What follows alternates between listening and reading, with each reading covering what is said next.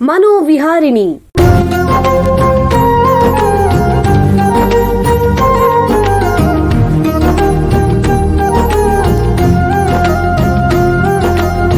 ಬೆಂಗಳೂರಿನ ನಿಮ್ಹಾನ್ಸ್ ವತಿಯಿಂದ ಮಾನಸಿಕ ಆರೋಗ್ಯ ಮತ್ತು ನರವಿಜ್ಞಾನ ಕುರಿತ ಪ್ರಾಯೋಜಿತ ಶಿಕ್ಷಣ ಮಾಲಿಕೆ. ಸಹಯೋಗ ಡಾಕ್ಟರ್ ರಾಮಚಂದ್ರ ಎನ್ ಮೂರ್ತಿ, ಮಾನಸಿಕ ಆರೋಗ್ಯ ಮತ್ತು ನರವಿಜ್ಞಾನ ಪ್ರತಿಷ್ಠಾನ, ನಿಮ್ಹಾನ್ಸ್. ಕೇಳಿ ಮಾನಸಿಕ ಆರೋಗ್ಯ ಮತ್ತು ನರವಿಜ್ಞಾನ ಕುರಿತ ಮಾಲಿಕೆ ಮನೋವಿಹಾರಿಣಿ. ನಮಸ್ಕಾರ ಶ್ರೋತೃಗಳೇ, ನಿಮಗೆಲ್ಲರಿಗೂ ಮನೋವಿಹಾರಿಣಿ ಶಿಕ್ಷಣ ಮಾಲಿಕೆಯ ಈ ಸಂಚಿಕೆಗೆ ಆತ್ಮೀಯ ಸ್ವಾಗತ. ಹಿಂದಿನ ಸಂಚಿಕೆಯಲ್ಲಿ ಮನಃಶಾಸ್ತ್ರ ಕ್ಷೇತ್ರದಲ್ಲಿ ಕಾಗ್ನಿಟಿವ್ ಬಿಹೇವಿಯರ್ ಥೆರಪಿ ಸಿಬಿಟಿ ಅಥವಾ ಅರಿವು ಮತ್ತು ನಡವಳಿಕೆಯ ಚಿಕಿತ್ಸೆ ಬಗ್ಗೆ ತಿಳ್ಕೊಂಡ್ವಿ. ಈ ಸಂಚಿಕೆಯಲ್ಲಿ ಅದನ್ನ ಮುಂದುವರಿಸೋಣ. ಹಿಂದಿನ ಸಂಚಿಕೆಯಲ್ಲಿ ತಜ್ಞರು ಕಾಗ್ನಿಷನ್ ಅಂದ್ರೆ ಅರಿವು ಮತ್ತು ಬಿಹೇವಿಯರ್ ಅಂದ್ರೆ ನಡವಳಿಕೆ ಬಗ್ಗೆ ತಿಳಿಸಿದ್ರು. ಹಾಗೇನೆ ನಮ್ಮ ದಿನನಿತ್ಯದ ಜೀವನದಲ್ಲಿ ಅವುಗಳ ಪಾತ್ರ ಏನು ಅನ್ನೋದು ಕೂಡ ತಿಳಿಸಿದ್ರು. ನಮ್ಮಲ್ಲಿ ಆಗುವಂತಹ ನಕಾರಾತ್ಮಕ ಅಥವಾ ಸಕಾರಾತ್ಮಕ ಆಲೋಚನೆಗಳು ಹೇಗೆ ಅರಿವು ಮತ್ತು ನಡವಳಿಕೆ ಮೇಲೆ ಪ್ರಭಾವ ಬೀರುತ್ತೆ ಅನ್ನೋದನ್ನು ಕೂಡ ಹೇಳಿದ್ರು. ಇದರ ಆಧಾರದ ಮೇಲೆ ಎಲ್ಲರಿಗೂ ಪರಿಚಿತವಾಗಿರುವಂತಹ ಅರಿವು ಮತ್ತು ನಡವಳಿಕೆ ಚಿಕಿತ್ಸೆ ಅಂದ್ರೆ ಸಿಬಿಟಿ ಅನ್ನೋ ಒಂದು ಉತ್ತಮ ಮಾನಸಿಕ ಚಿಕಿತ್ಸೆ ಇದೆ. ಇದು ಮಾನಸಿಕ ಆರೋಗ್ಯವನ್ನು ಸುಧಾರಿಸುವಲ್ಲಿ ಒಂದು ಪ್ರಮುಖವಾದ ಮತ್ತು ಪರಿಣಾಮಕಾರಿಯಾದ ವಿಧಾನ ಅಂತ ಕೂಡ ಹೇಳಿದ್ರು. ಈ ಚಿಕಿತ್ಸೆಯಿಂದ ವ್ಯಕ್ತಿಯ ಮೆದುಳಿನಲ್ಲಿ ಕೆಲವು ಸಕಾರಾತ್ಮಕ ಬದಲಾವಣೆಗಳಾಗುತ್ತವೆ.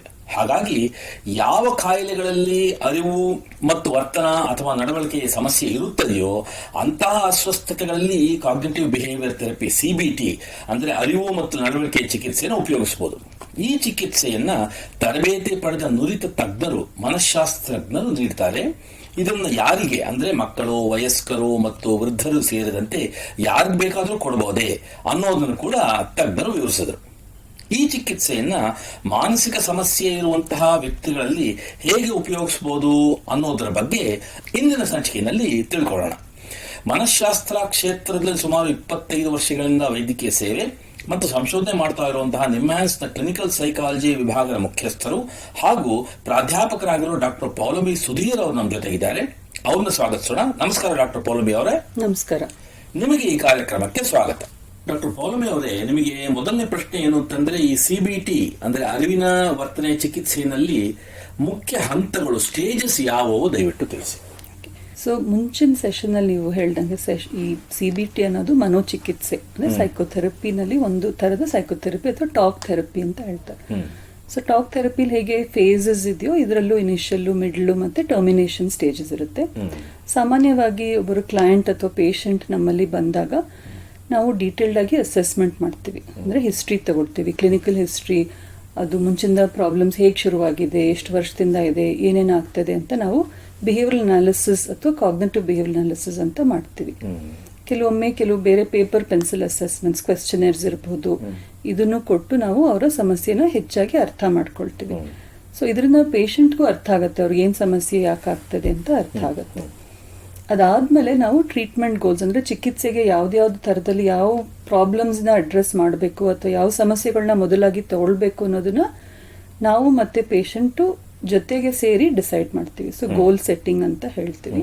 ಅದಾದ ನಂತರ ಮಧ್ಯದ ಭಾಗ, ಥೆರಪಿಯ ಮಧ್ಯದ ಭಾಗದಲ್ಲಿ ಬಹಳಷ್ಟು ಚಟುವಟಿಕೆಗಳು, ಆಕ್ಟಿವಿಟೀಸು, ರಿಲ್ಯಾಕ್ಸೇಷನ್ ಟ್ರೈನಿಂಗ್ ಇರಬಹುದು. ಈ ಥರದ್ದು ನಾವು ಯಾವ ಥರದ ಗುರಿ ಇಟ್ಟಿದ್ದೀವೋ ಅದ್ರ ಪ್ರಕಾರ ಡಿಸೈಡ್ ಮಾಡಿ ನಾವು ಅದನ್ನ ಮುಂದುವರಿಸ್ತೀವಿ. ಇದು ಸಾಧಾರಣವಾಗಿ ಪೇಷಂಟ್ ಜೊತೆಗೆ ನಾವು ಮ್ಯೂಚುವಲ್ ಆಗಿ ಡಿಸೈಡ್ ಮಾಡಿ ಮುಂದುವರಿಸ್ತೀವಿ. ಟರ್ಮಿನೇಷನ್ ಅವ್ರಿಗೆ ಸಾಕಷ್ಟು ಇಂಪ್ರೂವ್ ಆಗಿದ್ದಾಗ ಮತ್ತೆ ಪೇಷಂಟ್ ಜೊತೆಗೆ ಡಿಸೈಡ್ ಮಾಡಿ ನಿಧಾನಾಗಿ ಸ್ಪೇಸ್ ಮಾಡಿಬಿಟ್ಟು ಸೆಷನ್ಸ್ನ ಸ್ಟಾಪ್ ಮಾಡ್ತೀವಿ. ಒಂದು ಸಿಬಿಟಿ ಸೆಷನ್ ನಲ್ಲಿ ಸಾಮಾನ್ಯವಾಗಿ ಏನಾಗತ್ತೆ ಮತ್ತು ರೋಗಿ ಏನನ್ನ ನಿರೀಕ್ಷಿಸಬಹುದು? ಸೊ ಇದು ಬಹಳ ಜನ ಕೇಳ್ತಾರೆ, ನಾನು ಥೆರಪಿಗೆ ಬಂದಾಗ ಏನ್ ಮಾಡ್ತೀರಾ, ಟೆಸ್ಟ್ ಮಾಡ್ತೀರಾ, ಏನ್ ಮಾಡ್ತೀರಾ, ವಾಟ್ ಇಸ್ ದಿಸ್ ಟ್ರೀಟ್ಮೆಂಟ್ ಅಂತ ಕೇಳ್ತಾರೆ. ಸೊ ಟಾಕ್ ಥೆರಪಿನಲ್ಲಿ ಬರೇ ಟಾಕ್ ಅಂತ ಇರಲ್ಲ. ಸಿಬಿಟಿ ಅನ್ನೋದು ಬಹಳ ಸ್ಟ್ರಕ್ಚರ್ಡ್, ಅಂದ್ರೆ ಅದಕ್ಕೆ ಬಹಳ ಕೆಲವು ರೆಗ್ಯುಲೇಷನ್ಸ್ ಇರುತ್ತೆ, ತುಂಬಾ ಸ್ಟ್ರಕ್ಚರ್ ಬೋತ್ ಸೆಷನ್ ಒಳಗೂ ಇರುತ್ತೆ, ಮತ್ತೆ ಒಂದ್ ಸೆಷನ್ಗೆ ಇನ್ನೊಂದು ಸೆಷನ್ಗೂ ಅಜೆಂಡಾ ಅಂತ ಹೇಳ್ತೀವಿ. ಈಗ ನಾವು ಮೀಟಿಂಗ್ ಅಜೆಂಡಾ ಮಾಡ್ದಂಗೆ ಒಂದು ಪ್ಲಾನ್ ಇರುತ್ತೆ. ಸೊ ಒಂದ್ ಸೆಷನ್ ಅಲ್ಲಿ ಸಾಮಾನ್ಯವಾಗಿ ಆ ಡ್ಯೂರೇಷನ್ ಅಲ್ಲಿ ಮುಂಚೆ ಏನ್ ಡಿಸೈಡ್ ಮಾಡಿರ್ತೀವೋ, ಅಂದ್ರೆ ಏನ್ ನಿರ್ಧಾರ ಮಾಡಿರ್ತೀವೋ ಪೇಷಂಟ್ ಮತ್ತೆ ಥೆರಪಿಸ್ಟ್ ಅದನ್ನ ತಗೊಳ್ಬಹುದು. ಸಾಮಾನ್ಯವಾಗಿ ಈ ಅನ್ಹೆಲ್ಪ್ಫುಲ್ ನಕಾರಾತ್ಮಕ ಥಿಂಕಿಂಗ್ ಅಂತ ಏನ್ ಹೇಳ್ತೀವೋ ಅದನ್ನ ಫಸ್ಟ್ ಗುರ್ತಿಡ್ಸೋದು, ಅಥವಾ ಗುರ್ತಿಡಿದು ಅದನ್ನ ಯಾವ ರೀತಿಯಲ್ಲಿ ಅದು ವರ್ತನೆ ಮೇಲೆ ಪರಿಣಾಮ ಮಾಡ್ತಿದೆಯೋ ಅಥವಾ ಅವ್ರಿಗೆ ಮೂಡ್ ಹೇಗೆ ಅಪ್ಸೆಟ್ ಆಗಿದೆಯೋ ಅದರಿಂದ ಇದನ್ನ ಗುರ್ತಿಡಿಯೋದು ಕೆಲವೊಂದು ಸೆಷನ್ಸ್ ಅಲ್ಲಿ ತಗೊಳ್ಬೋದು. ಅಥವಾ ಸೆಷನ್ಸ್ ಅಲ್ಲಿ ಹೋಮ್ವರ್ಕ್ ಬಗ್ಗೆ ಡಿಸ್ಕಸ್ ಮಾಡ್ತೀವಿ. ಮತ್ತೆ ನೆಕ್ಸ್ಟ್ ಸೆಷನ್ ಅಲ್ಲಿ ಏನೇನ್ ಮಾಡಬಹುದು ಅನ್ನೋದು ನಾವು ಡಿಸೈಡ್ ಮಾಡ್ಬೋದು. ಕೆಲವೊಂದು ಸೆಷನ್ಸ್ ಅಲ್ಲಿ ರಿಲ್ಯಾಕ್ಸೇಷನ್ ಟ್ರೈನಿಂಗೇ ಮಾಡ್ತಿರ್ಬಹುದು ಅಥವಾ ಎಕ್ಸ್ಪೋಜರ್ ಮಾಡ್ತಿರ್ಬೋದು. ಅಂದ್ರೆ ಕೈ ತೊಳೆಯೋದನ್ನ ಸ್ಟಾಪ್ ಮಾಡೋದಾಗ್ಲಿ, ಸಪೋಸಿಂಗ್ OCD ಅಥವಾ ಗೀಳು ಮನೋಭಾವನೆ ಇರುತ್ತೆ ಅಂತ ಇಟ್ಕೊಳ್ಳಿ. ಸೊ ಆ ಸೆಷನ್ ಪ್ರಕಾರ ಅಜೆಂಡಾನ ಇಟ್ಕೊಂಡು ಅದನ್ನ ನಾವು ಆ ಸೆಷನ್ ಒಳಗೆ ತಗೊಳ್ತೀವಿ. ಈಗ ನಿಮ್ಮ ಪ್ರಕಾರ ಒಬ್ಬ ವ್ಯಕ್ತಿಗೆ ಈ CBT ಅನ್ನೋದು ಎಷ್ಟು ಸೆಷನ್ಗಳು ಬೇಕಾಗತ್ತೆ ಮತ್ತು ಪ್ರತಿ ಸೆಷನ್ ಎಷ್ಟು ಕಾಲ ಇರುತ್ತೆ? ಸೊ ಪ್ರತಿ ಸೆಷನ್ 3/4 ಗಂಟೆ ಇಲ್ಲ 1 ಗಂಟೆ ಅಪ್ರಾಕ್ಸಿಮೇಟ್ಲಿ ಇರುತ್ತೆ. ಆದ್ರೆ ಕೆಲವು ಸಂದರ್ಭಗಳು ಅಂದ್ರೆ ಕೆಲವು ಸಮಸ್ಯೆಗಳಲ್ಲಿ ಇದು ಇನ್ನೂ ಜಾಸ್ತಿ ಆಗ್ಬೋದು. ಫಾರ್ ಎಕ್ಸಾಂಪಲ್ ನಾವು OCD ಅಂತ ಹೇಳಿದೆ ಅಥವಾ ಗೀಳು ಮನೋಭಾವನೆ, ಅದರಲ್ಲಿ ಜಾಸ್ತಿ 90 ಮಿನಿಟ್ಸ್ ಮೇಲೆ ಆಗ್ಬಹುದು. ಆಂಗ್ಸೈಟಿ ಕಡಿಮೆ ಆಗೋವರೆಗೂ, ಒಂದು ಮಟ್ಟಕ್ಕೆ ಆಂಗ್ಸೈಟಿ ಕಡಿಮೆ ಆಗೋವರೆಗೂ ಎಕ್ಸ್ಟೆಂಡ್ ಆಗ್ಬಹುದು. So but not less than 45 minutes ಅಥವಾ 45 ನಿಮಿಷದ ಕಡಿಮೆ, ಅದಕ್ಕಿಂತ ಕಡಿಮೆ ಇರಲ್ಲ ಅಂತ ಹೇಳ್ಬೋದು. ಎಷ್ಟು ಸೆಷನ್ಗಳು ಅನ್ನೋದು ಸಾಧಾರಣವಾಗಿ ನಾವು ಫಸ್ಟ್ ಫ್ಯೂ ಸೆಷನ್ಸ್ ಅಲ್ಲಿ ಅಸೆಸ್ಮೆಂಟ್ ಮಾಡಿದಾಗ, ಅಂದ್ರೆ ಸಮಸ್ಯೆ ಎಷ್ಟು ಆಳವಾಗಿದೆ, ಯಾವ ರೀತಿಯಲ್ಲಿದೆ, ಯಾವ ಸಮಸ್ಯೆಗಳನ್ನ ತಗೋಬೇಕು ಈಗ, ಇದರ ಪ್ರಕಾರ ನಾವು ಅದೇ ಎಷ್ಟು ಸೆಷನ್ಸ್ ಅಂತ ಡಿಸೈಡ್ ಮಾಡ್ತೀವಿ. ಯೂಶಲ್ ಆಗಿ 14-16 ಸೆಷನ್ಸ್ ಇರ್ಬೋದು, ಕೆಲವೊಬ್ಬರಿಗೆ 20 ಸೆಷನ್ಸ್ ಇರ್ಬೋದು.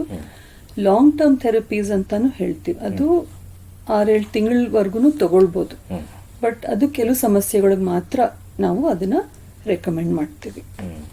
ಈಗ ಬೇರೆ ಚಿಕಿತ್ಸೆಗಳು, ಉದಾಹರಣೆಗೆ ಔಷಧಿ, ಇದಕ್ಕೆ ಹೋಲಿಸಿದ್ರೆ ಈ CBT ಅನ್ನೋದು ಎಷ್ಟು ಪರಿಣಾಮಕಾರಿ? ಸೊ CBT ಅನ್ನೋದು ಈ ಮನೋಚಿಕಿತ್ಸೆಯಲ್ಲಿ ಒಂದರಲ್ಲಿ ಎವಿಡೆನ್ಸ್ ಬೇಸ್ ಥೆರಪಿ, ಅಂದ್ರೆ ಇದರಲ್ಲಿ ಬಹಳಷ್ಟು ಎವಿಡೆನ್ಸ್ ರಿಸರ್ಚ್ ಮಾಡಿ ಕಂಡುಹಿಡಿದು ಇದು ವರ್ಕ್ ಆಗುತ್ತೆ, ಎಫೆಕ್ಟಿವ್ ಅನ್ನೋದ್ರಿಂದ ಕಾರಣ ಅದಕ್ಕೆ ಎವಿಡೆನ್ಸ್ ಬೇಸ್ ಥೆರಪಿ ಅಂತ ಹೇಳ್ತಾರೆ. ಬಹಳಷ್ಟು ಪ್ರಾಬ್ಲಮ್ಸ್ಗೆ ಎಫೆಕ್ಟಿವ್ ಆಗಿರುತ್ತೆ. ಸೊ ಬಹಳಷ್ಟು ಸ್ಟಡೀಸ್ ಅಲ್ಲಿ ಮೆಡಿಕೇಶನ್ ಅಷ್ಟೇನೆ ಉತ್ತಮ, ಇದು ಕೆಲವೊಮ್ಮೆ ಇನ್ನೂ ಜಾಸ್ತಿ ಉತ್ತಮ ಕೆಲವು ಪ್ರಾಬ್ಲಮ್ಸ್ ಅಲ್ಲಿ. ಯಾಕಂದ್ರೆ ಈ ಪರಿಣಾಮಗಳು, ಥೆರಪಿಯಿಂದ ಬರ್ತಕ್ಕಂಥ ಪರಿಣಾಮಗಳು ಇನ್ನೂ ತುಂಬಾ ವರ್ಷಗಳು ಉಳಿಯುತ್ತೆ. ಯಾಕಂದ್ರೆ ನಾವು ಸ್ಕಿಲ್ಸ್ ಹೇಳ್ಕೊಡ್ತೀವಿ ಪೇಷಂಟ್ಸ್ಗೆ, ರಿಲ್ಯಾಕ್ಸೇಷನ್ ಇರ್ಬೋದು ಅಥವಾ ಥಿಂಕಿಂಗ್ ಡಿಫ್ರೆಂಟ್ಲಿ ಅಥವಾ ನಕಾರಾತ್ಮಕ ಥಿಂಕಿಂಗ್ ಅನ್ನ ಗುರ್ತಿಡಿದು ಚೇಂಜ್ ಮಾಡೋದೇ ಇರ್ಬೋದು. ಸೊ ಈ ಚೇಂಜಸ್ ಹಲವಾರು ವರ್ಷಗಳು ಉಳಿಯುತ್ತೆ, ಅಂದ್ರೆ ಲಾಂಗ್ ಟರ್ಮ್ ಡ್ಯೂರೇಷನ್ ಅಂತ ನಾವೇನ್ ಹೇಳ್ತೀವೋ ಅದಿರುತ್ತೆ. ಸೊ ಕಂಪ್ಯಾರಿಸನ್ ಮಾಡಿದಾಗ ಕೆಲವೊಮ್ಮೆ ಮೆಡಿಕೇಶನ್ಸ್ಗಿಂತ ಕೆಲವು ಸಿಚುವೇಶನ್ಸ್ ಅಲ್ಲಿ ಮೇ ಬಿ ಮಚ್ ಬೆಟರ್.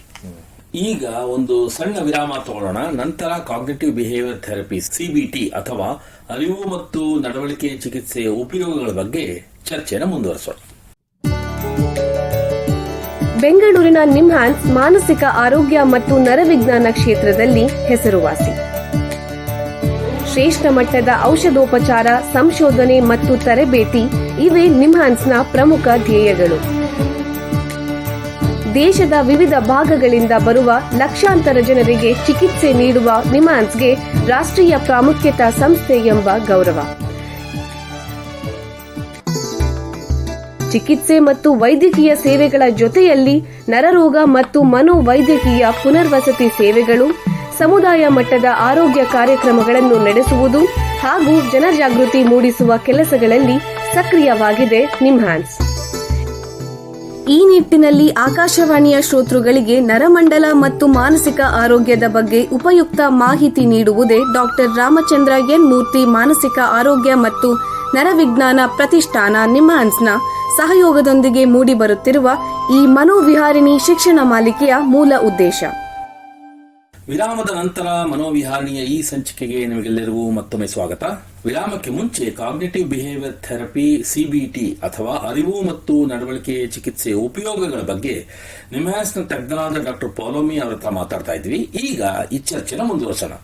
ಡಾಕ್ಟ್ರೇ, ಈ CBT ಅನ್ನೋದನ್ನ ಸ್ವತಂತ್ರ ಚಿಕಿತ್ಸೆಯಾಗಿ ಬಳಸಬಹುದೇ? ಹಾಗೇನೆ ಉತ್ತಮ ಫಲಿತಾಂಶ ಬೇಕು ಅಂದ್ರೆ ಇತರ ಚಿಕಿತ್ಸೆಗಳೊಂದಿಗೆ CBTನ ಸೇರಿಸಬಹುದೇ? ಸೊ ನಿಮ್ಮ ಸೆಕೆಂಡ್ ಕ್ವೆಶ್ಚನ್ ಫಸ್ಟ್ ಆನ್ಸರ್ ಮಾಡ್ತೀನಿ. ಸೊ ಸಾಮಾನ್ಯವಾಗಿ ನಾವು ನಮ್ಮ ಹಾಸ್ಪಿಟಲ್ ನೋಡೋದೇನಂದ್ರೆ ಕಾಂಬಿನೇಷನ್ ಟ್ರೀಟ್ಮೆಂಟ್, ಅಂದ್ರೆ ಮಾತ್ರೆಗಳು ತಗೊಳ್ತಾ ಇರ್ತಾರೆ, ಫಾರ್ಮಕೋಥೆರಪಿ ತಗೊಳ್ತಾ ಇರ್ತಾರೆ, ಅದ್ರ ಜೊತೆಗೆ CBTನೂ ಮಾಡ್ತಾರೆ. ಅಫ್ಕೋರ್ಸ್ ಕೆಲವೊಮ್ಮೆ ಪ್ರಾಬ್ಲಮ್ಸ್ ತುಂಬಾ ಸಿವಿಯರ್ ಆಗಿರಲ್ಲ, ಮೈಲ್ಡ್ ಪ್ರಾಬ್ಲಮ್ಸ್ ಇರುತ್ತೆ ಅಂತ ಇಟ್ಕೊಳ್ಳಿ, ಅಥವಾ ಸ್ಟೂಡೆಂಟ್ ಬರ್ತಾರೆ, ಅವ್ರಿಗೆ ಎಕ್ಸಾಮ್ ರಿಲೇಟೆಡ್ ಸಮಸ್ಯೆಗಳಿರುತ್ತೆ, ದಿನಚರಿಯಲ್ಲಿ ಅಷ್ಟೊಂದು ಇಂಟರ್ಫಿಯರೆನ್ಸ್ ಇರಲ್ಲ, ಅಥವಾ ನಿದ್ದೆ ಊಟ ಆ ಥರದಲ್ಲಿ ಅವ್ರಿಗೆ ತೊಂದರೆ ಆಗ್ತಾ ಇರಲ್ಲ. ಅಂಥ ಸಿಚುವೇಶನ್ಸಲ್ಲಿ CBT ಸ್ಟ್ಯಾಂಡ್ ಅಲೋನ್ ಅಂದರೆ ಸ್ವತಂತ್ರವಾಗಿ ಅದನ್ನು ಉಪಯೋಗಿಸಬಹುದು.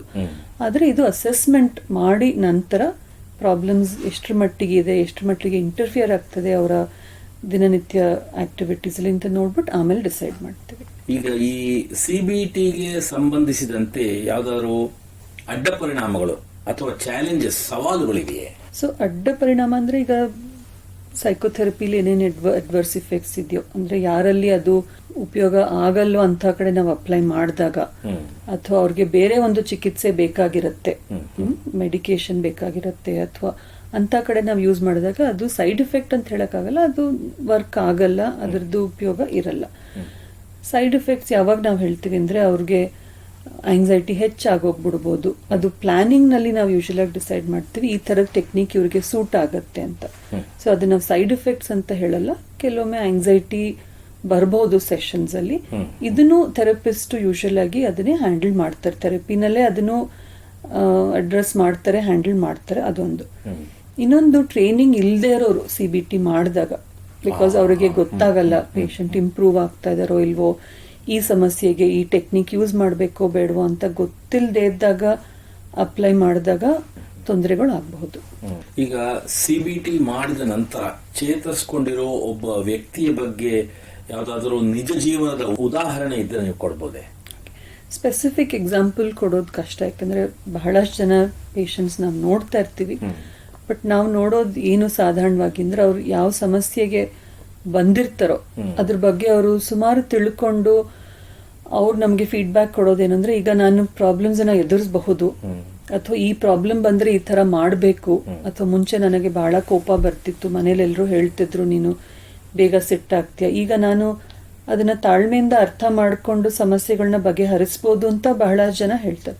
ಸೊ ನಾವು ಪೂರ್ತಿ ರಿಕವರಿ ಅಂದ್ರೆ ಯಾವ ಸಮಸ್ಯೆಗೆ ಬಂದಿದಾರೋ ಅದರಲ್ಲಿ ಅವರು ಸ್ಕಿಲ್ಸ್ ಪಡೆದಿದಾರ, ಮೇನ್ಲಿ ಐಡೆಂಟಿಫೈ ಮಾಡಿಕೊಂಡು ಆ ಥಾಟ್ ಪ್ರೊಸೆಸ್ನ, ಆ ನಕಾರಾತ್ಮಕ ಥಿಂಕಿಂಗಿನ ಮುಂಚಿತವಾಗಿ ರೆಕಗ್ನೈಸ್ ಮಾಡಿ ಅದನ್ನ ಮ್ಯಾನೇಜ್ ಮಾಡ್ತಾ ಇದಾರ, ಅಥವಾ ಅವರ ಇಮೋಷನ್ಸ್ ಅಥವಾ ಭಾವನೆಗಳನ್ನ ಎಷ್ಟರ ಮಟ್ಟಿಗೆ ರೆಗ್ಯುಲೇಟ್ ಮಾಡಕ್ ಆಗ್ತಿದೆ. ಸೊ ಈ ತರದ್ದು ಬಹಳಷ್ಟು ಸಿಚುವೇಶನ್ಸು ನಾವು ಕಂಡು ಬರ್ತೀವಿ ಸೆಷನ್ಸ್ ಅಲ್ಲಿ.